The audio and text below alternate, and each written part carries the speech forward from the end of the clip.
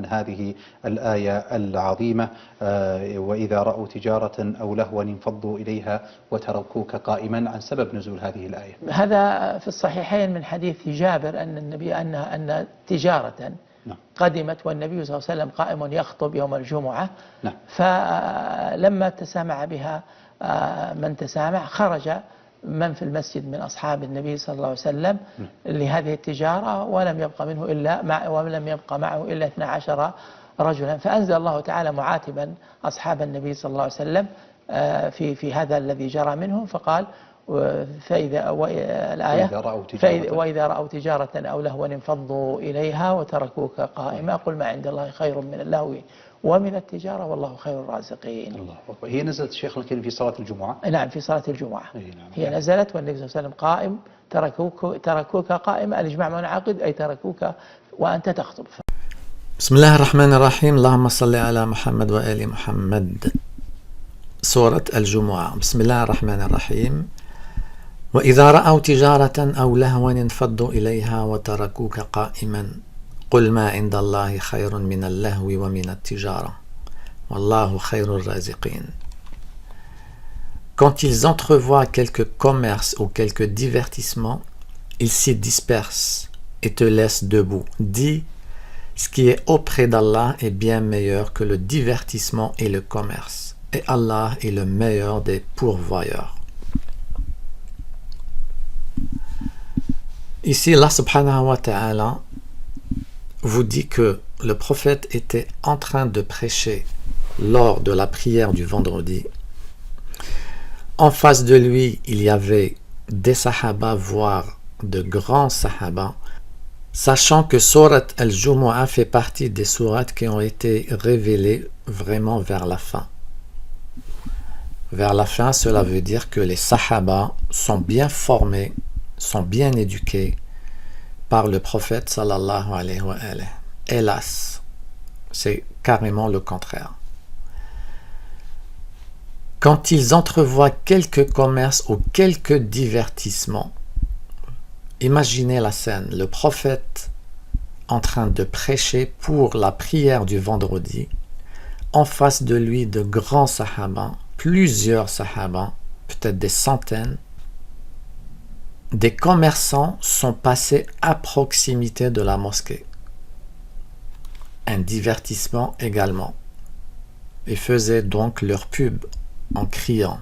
Les sahaba donc ont laissé le prophète debout en train de prêcher et sont partis voir ce qui s'est passé à l'extérieur. Ils sont partis probablement acheter des oignons, de l'ail, des poivrons et écouter de la musique. Le divertissement, c'est de la musique ou un cirque, un festival.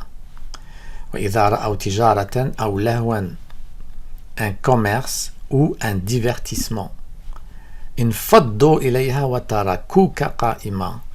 s'y dispersent et te laissent debout. Quel respect! Quel respect! Qui d'entre vous a déjà fait ça? Pendant le prêche du vendredi, vous quittez la mosquée parce qu'il y avait un commerçant qui était passé à proximité en faisant de la pub. Qui d'entre vous a déjà quitté le prêche du vendredi pour assister à un festival qui passait à proximité de la mosquée? Qui ose faire ça? Un simple imam en face de lui. Par respect à l'imam, par respect à la prière et au prêche du vendredi, on ne le fait pas. On ne parle même pas dans la mosquée. Les sahaba que vous vénérez tant ont fait pire.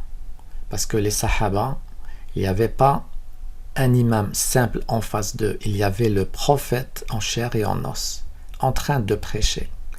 Ils l'ont laissé debout et sont sortis faire leurs courses à l'extérieur ou assister au festival.